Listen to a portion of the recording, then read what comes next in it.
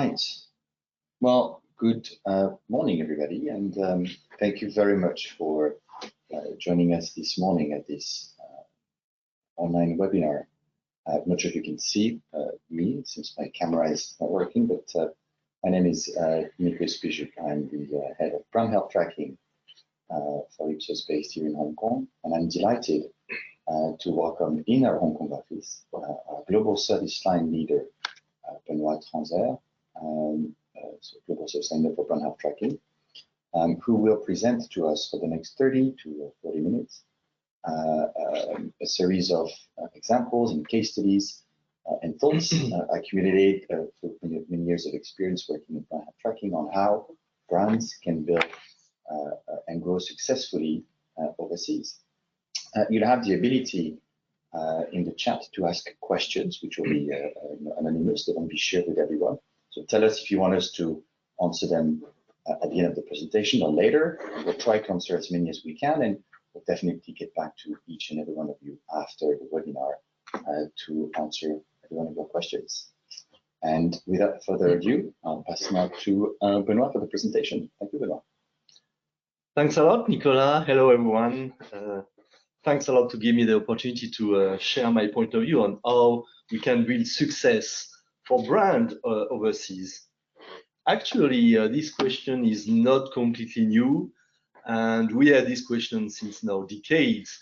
And the usual answer was this global concept. I'm sure that many of you have heard about that concept. So global, glo for global, call for local, and the idea was having a global brand with a global positioning, a global activation with some local adaptation should be the right model to succeed. The rate is today, we have a lot of changes in many markets, and probably the paradigm is a little bit different, and the balance between global and local must be changed. For the session today, we'll cover mainly three themes, three topics: going global by upgrading the price positioning, going global by blending product marketing and brand building, and going global by riding on the Chinese culture. But let's start by some new challenges I feel that are interesting to have in mind for the international brands. So the first one is about the benefits of the globalization and the feeling the population is having about globalization. Is globalization good for their country, region, market? That's the question we asked to 50,000 people around the globe in 2024. And you see the main results by markets. Of course, I will not comment each of them, but we have highlighted some of the markets that are quite interesting. And first, you see globally that all the markets are absolutely not consistent on this question about the globalization.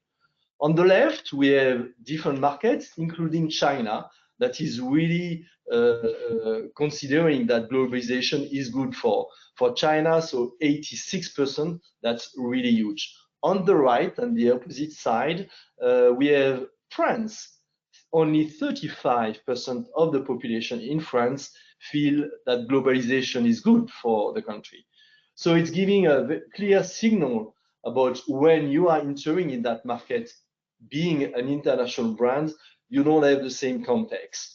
And you see the different markets in between. Hong Kong is exactly in the middle, but we have more or less the BRICS that are on the middle and more in favor of globalization.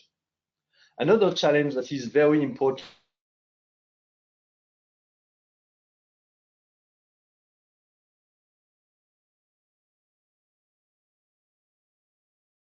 across is the awareness, and that's completely consistent with the brands, and it's a very big barrier, and that's important. And the population agree that they more likely trust a new product if it's made by a brand that they already know. So awareness is still the biggest barrier for the international brands. And I would say even for the journey to the consideration, awareness in context is the most important. What we call awareness in context is when we take the occasion, the consumer thinking to use or to select a brand. And that's something that is very, very important. So let's start for our first big topic, that is going global by upgrading the price positioning. So price positioning is one of the most important components of the premium route, the premiumization of the brand. More or less, to make more money, you have two big routes. One that is the premium route we will discuss about, that is increasing the price or having a perceived price that is higher than the other brands. And of course, selling more units is not the point. It's here saying less units, but at a higher price. The other route is the opposite route, that is the volume route, that is maintaining a low price or even sometimes decreasing the price by promotions and really having more volume thanks to that. So that's the two usual routes to expand. And we'll talk now on the price positioning and thinking about changing the price positioning from the home country to the other markets overseas. In Ipsos, we have an equity model called BVC, Brand Value Creator, that integrates this notion of perceived price. And that's important because we want to compare the price positioning in the competitive set, right? So we start by, our model start by first measuring the organic demand of each brand in the competitive set. And we have two big questions, that is brand performance, that is more the functional dimension of the brand, and the closeness, that is more the emotional dimension of the brand. And when we gather these two different indicators, we have one indicator that is called brand desire, that is really giving the strength of the brand in a market in the competitive environment. That's the first step. The second step is about the market effects, and the effects that will be either a gain or not, or a loss for the brands, depending on different factors. Availability, if you don't find the products in store, of course it will not help the products to be sold, but also price. And price is one of the most important barrier or a factor to gain more sales for the brands. And the effective equity is the brand desire plus the market effects, and that's where we can measure the performance of the brand across the markets. And the reason why I talk about this approach of equity is because thanks to our database, and we are a big database globally, 300,000 brands across 150 categories and more than 100 countries covered, help us to measure the difference between the premium brand, the mainstream brands, and the value brands. So for the premium brands, what we see in our database is the brand that lose 15% or more of their demand can be perceived as a premium brand. The value brands are gaining 10% or more of their demand thanks to the price being a facilitator to purchase. And in between, we have the mainstream brand. So thanks to that, we can really see market by market what your brand perform in terms of premiumness.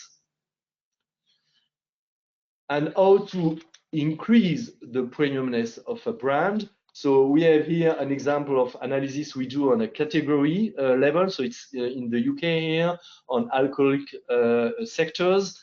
And we have on the left all the different dimensions that help for the premiumness of this category, and so ranked by importance. And on the right, you have the different interaction we can see between the different items. So it's saying that if you are pushing on setting trends, it will feed the stylish dimension that is directly linked to the premiumness. So it's helping to guide the initiative in terms of marketing. Coming back on our question, we can all agree on the fact that some brands are having a more value positioning, mainstream, premium, or luxury. That's the global positioning that we can have. But what is interesting is, based on that, we know that some brands can change the price positioning entering in another market. And the price positioning can be inconsistent between the different markets and being very successful. So we have taken 3 examples of very strong established brands to demonstrate that you can change the price positioning and being successful. So McDonald's is probably one of the most international global brands around the world. And in their home markets, of course, the US, it's a very value brand. We see that in some other markets, it's more a mainstream brand. Budweiser is another very established US brand, and same, we'll see that they are on the home market mainstream, but in some others, much more premium. And same for Uniqlo. So let's discuss quickly on these 3 examples and understand why the positioning can be successful being different. So McDonald's in the US, on the left, you see the traditional restaurants we can go in the US, and on the bottom you see the activation we usually see in the US. It's really driven by the promotions. It's really about, okay, $1 menu, $2 menu, $3 menus, buy one, get one burger. So it's really based on price, and the majority of the activations are done like that to ensure that they got more volume. That's really the value brand route. On the right, you have an example of McDonald's in France. And I'm not taking this example because I'm French, but because France became the second market globally for McDonald's in terms of delivery profits. And how they did that? To premium, do the route of premiumization of the brand. And they did different actions, marketing actions that helped them to succeed. First, you have noticed that the logo is not having the same color. It's green in France and in some other European markets to signal that the ingredients, the food is more healthy, that the perception can have consumers. So they have made a lot of changes in integrating healthy food, specifically in France. And the fact that they changed the logo is this signal for the consumers. It's not about promotions, it's much more about menus that are more French, let's say, oriented. And the Mac Baguette is one of the most successful menu in McDonald's in France. And we can see McDonald's recipes in all the markets outside US that are very linked to the usage of the consumers. And also they promoted a lot about the family and the experience in the restaurant with friends. So it's really about having this amazing experience in the restaurant, much more than all the promotion. again, it's been very successful, and it continued to be. The next example is about Budweiser, and in the US, it's really a mainstream brand, and they became premium in Europe, and acting like a premium beer. So the story is following. During the final season at Barcelona of Lionel Messi, I hope everyone here know who is Lionel Messi, one of the biggest global stars in terms of football. So what he did, he broke a record that had Pelé a long time ago, or the most goals scored for a single club. So he achieved to put 644 goals in this period in Barcelona. And what they did with Budweiser is sending personalized bottles to each of the goalkeeper who faced Messi. So depending on how many goals they got, for instance, Thibaut Courtois, 9 goals, he got 9 bottles of beer. So this initiative created a massive buzz on internet, and it became very trendy to order a Bud in a bar, for instance, in Paris. Another example of this change of price positioning is Uniqlo. Uniqlo in Japan is not a premium brand, absolutely not, but they decided to ignore their fast fashion approach outside, and they decided to become more premium. And the way they did it is quite interesting, is deciding to have flagship stores in the big markets on some places that are very, very prestigious. So Oxford Street in London, close to Opera in Paris, Fifth Avenue in New York, and they started to develop their business based on these stores.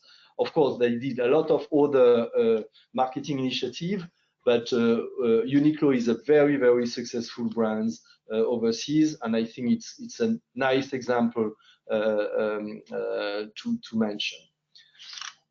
Just quickly on Miniso, and you know, of course, this brand, this Chinese brand. I've been on the Champs-Élysées recently, and I've seen the store of Miniso on the Champs-Élysées. It's kind of the Uniqlo roots. Of course, Miniso didn't change their products. It's the same, but the fact that they are having a store in the Champs-Élysées is demonstrating a certain level of positioning that is, of course, different compared being in another place in Paris. And in the Champs-Élysées, you have the most prestigious brands, and you see just in the other side of the street, Louis Vuitton, that is, of course, the most global brand around the globe. So to finish on this dimension of premiumness, it's not just about price positioning, it's also ensuring that the brand is playing on different other dimensions. Emotional benefits, higher quality and performance of the products, that is really important. Having a certain level of personalization is also helping the premiumness. The origin of the brand, and also the uniqueness. So let's talk now on the second part of this presentation, that is blending product marketing and brand building. That's really important because very often we are more focused on the product marketing than the brand building long-term approach. So product marketing, of course, it's more about short-term initiative to generate sales now in the next, let's say, following weeks. That's it is about. Usually the marketing is really targeted on the buyers. You have persuasive message, and the focus is more on the superiority of the products and the features. brand building is very different. It's more thinking about long-term, also short, but long-term dimension. It's more influencing the future sales for the brand. Usually we reach more people. It's broader targets with emotional priming, and we place more on values, brand personality, and storytelling. The idea is really to create this brand equity that will help to deliver sales long term. So how to do that? Of course, advertising is probably the first lever.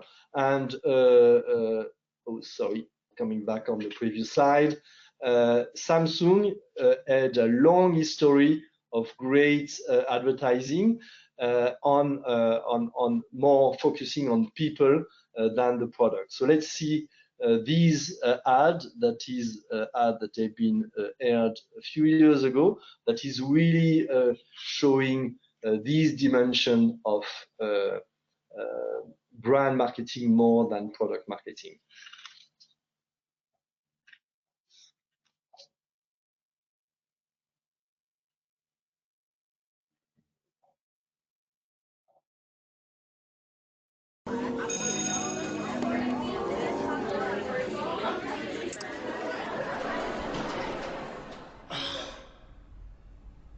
Yeah, yeah that I roll, yeah that I know what I mean, yeah that I know where I'm at, yeah that I roll, yeah that I roll, yeah that I mean, yeah that I roll, yeah that I roll, yeah that I mean, yeah that I roll, yeah that I roll, yeah that I mean, yeah that I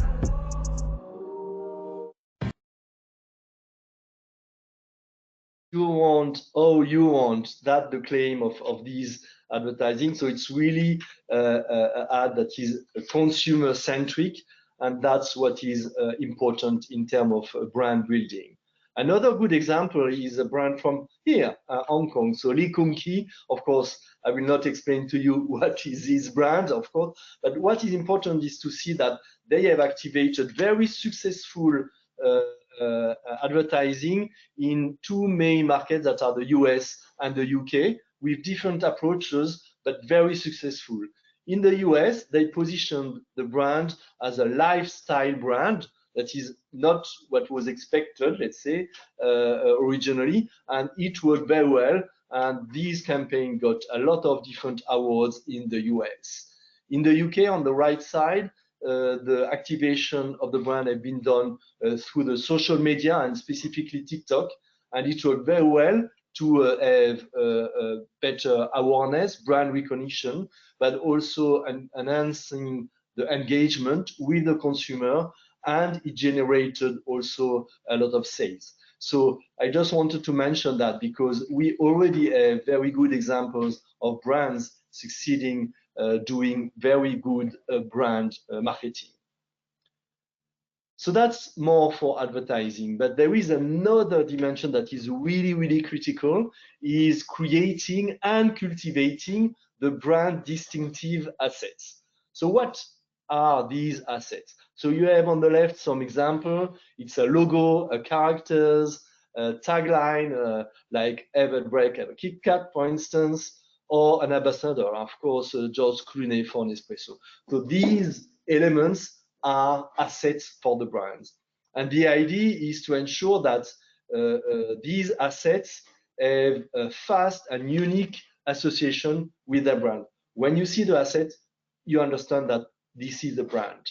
And what we know, depending on the quality of the assets, you can win 31% consideration having good assets or even best standard assets. So we have a system in Ipsos to qualify gold, silver, bronze assets. And when you have a gold asset, it's saying that it's working very well, and you can play the assets alone, and the consumers are understanding that your brand is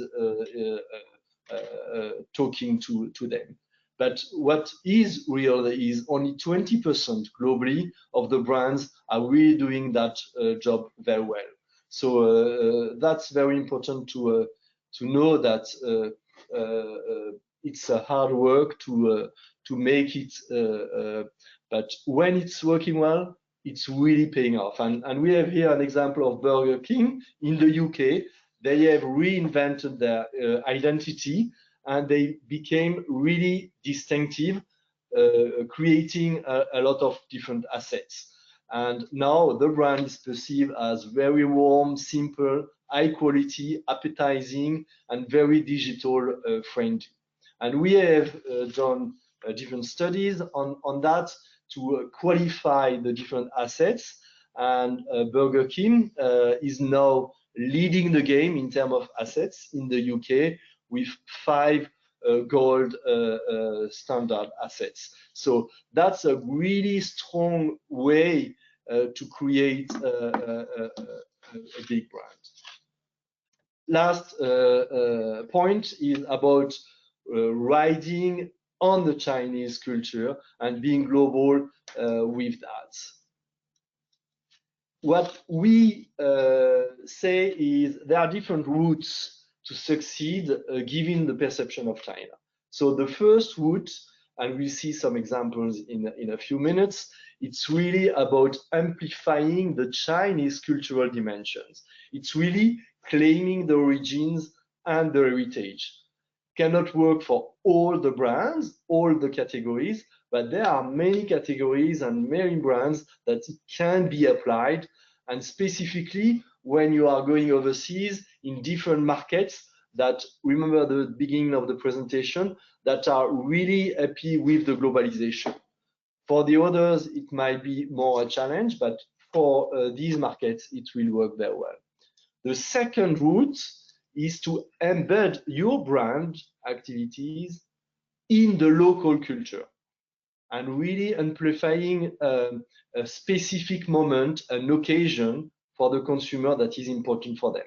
That's another way to really succeed overseas. And the last way is to play on universal emotions, universal needs. That's the global culture, and that's also helping to succeed. So let's have a look on the first examples and the first route, that is amplifying Chinese cultural dimensions. We have here 2 good examples, or very good examples, on success and brands. Of course, Black Myth Wukong, you all know this role-playing game that created a huge success in not only in China, everywhere around the globe. The magnitude of the launch, to give you just an idea, they got 10 million sales in 3 days, 20 million the first month, and some experts are saying that in 1 year probably they will reach 40 million sales. That is really, really amazing. And it's all about mythology in China. And that's really something that resonated globally. And that's the first example I wanted to share. Chagee, that is another example on tea. And that's a brand that is really succeeding overseas as well, is blending tradition and modernity.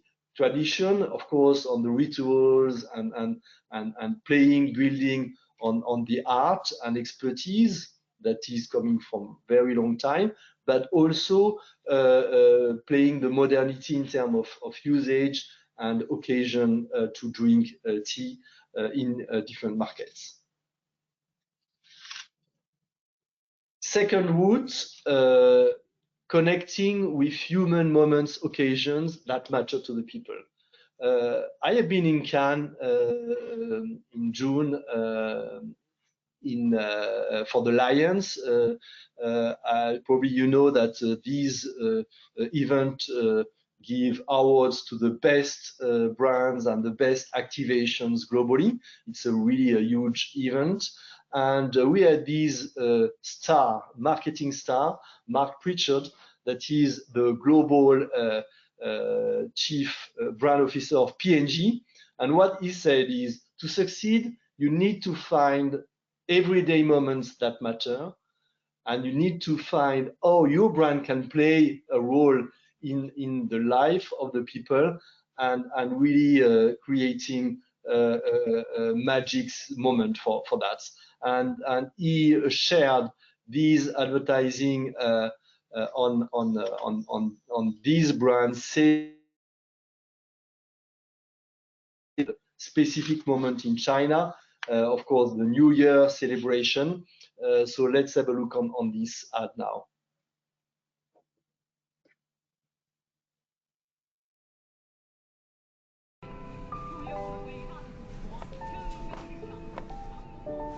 爸，洗手吃饭。妈，听妈。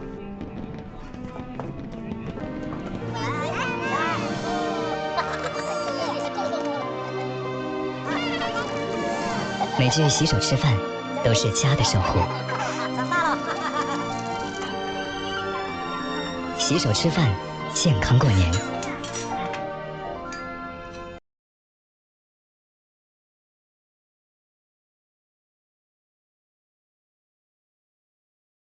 Responsibility to encouraging everyone to continue looking after their health after of course, the pandemic period.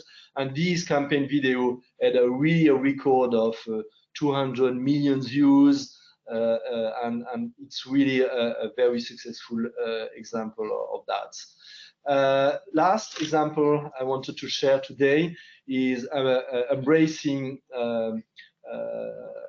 what brings people together, so the universal emotions. And this Volvo ad, I think, is quite interesting. We can see it now. It's really about generations and cross generations, and that's valid for any market because, of course, all the people are very sensitive to that. Anytime anybody asks me, where'd you learn how to cook? I learned from my grandma. I'm Kevin Lee. I'm a chef and food content creator. I'm excited to show my grandma my Volvo XC90. Harmony, you look nice today. Thank you. I'm having a great time driving this car. It's built well. It's very safe. It's very smooth driving. I think my grandma's gonna be impressed with this car. Is the Volvo approved? Good.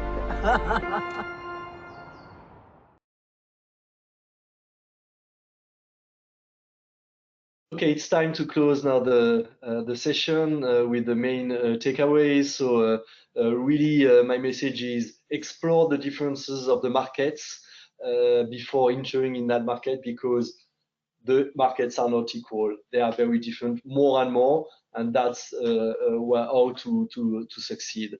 Also thinking about this premium route that is working very well, even if your brand is a value brand. We can have some opportunities on that, specifically in the Western markets.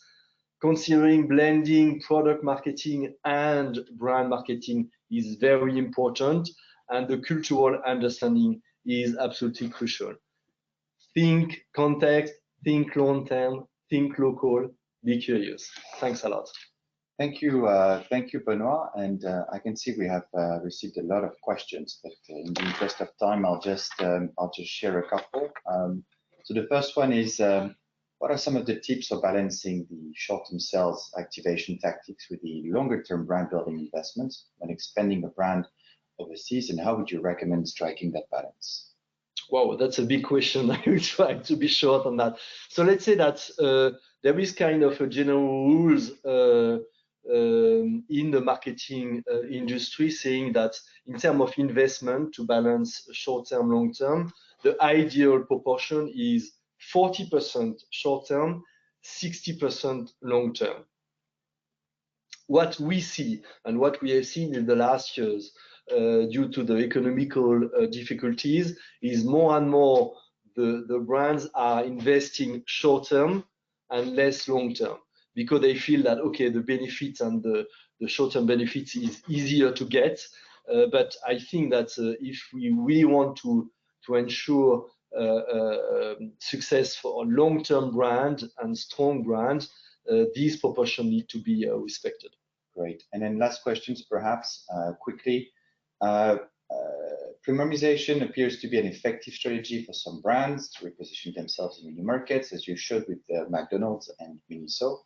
But what should marketers take into account to decide if a premium positioning is the right fit for an expanding brand versus maintaining a more mainstream or value-oriented position? Okay, another big question. I think to decide between these volume route or the premium route, you need to take in consideration the inflation, because that's the main factor that will help you to decide.